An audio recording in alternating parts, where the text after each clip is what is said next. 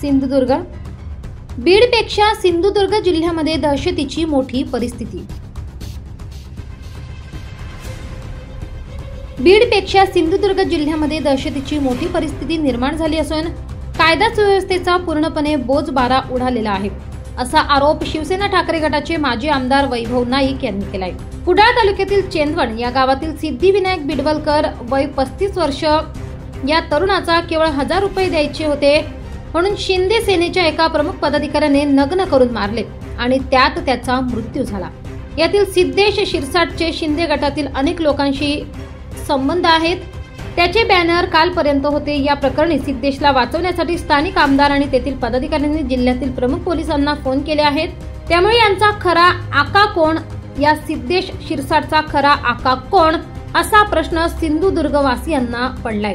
खरे तर पोलिसांनी त्याला मदत करणाऱ्या सगळ्यांचा तपास केला पाहिजे आणि ज्यांनी कोणी या तपासात दबाव आणण्याचा प्रयत्न केला त्यांची नावे जाहीर झाली पाहिजेत. या संदर्भात शिवसेना सुद्धा लवकरच तीव्र आंदोलन करणार असून या परिस्थितीचा आका हे पोलिसांनी शोधले पाहिजे, अशी मागणी सिद्धिविनायक बिडवलकर अपहरण खून प्रकरणी माजी आमदार वैभव नाईक यांनी केली आहे. बीडपेक्षा सिंधुदुर्ग जिल्ह्यामध्ये दहशतीची मोठी परिस्थिती निर्माण आणि कायदा सुव्यवस्थेचा पूर्णपणे बोजवारा उडलेला आहे. आपल्याला माहिती असेल की कुडाळमधील बिडवलकर नावाच्या तरुणाला लग्न करून फक्त 22,000 रुपये द्यायचा होता म्हणून शिंदे सेनेच्या एका प्रमुख पदाधिकाऱ्याने लग्न करून मारला आणि त्याचा मृत्यू त्यामध्ये झाला.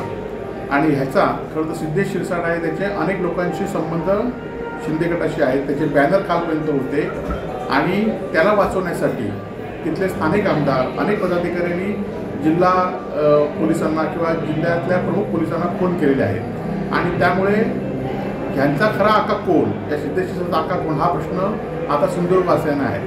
खरं तर पोलिसांनी त्याला मदत करणाऱ्या सगळ्यांचा तपास केला पाहिजे आणि ज्यांनी कोणी हा तपासामध्ये दबाव आणण्याचा प्रयत्न केला त्यांची नावं जाहीर झाली पाहिजेत. आणि या संदर्भात शिवसेना सुद्धा लवकरच तीव्र असं आंदोलन या ठिकाणी करणार आहे आणि या परिस्थितीचा आका कोण हा पोलिसांनी शोधला पाहिजे.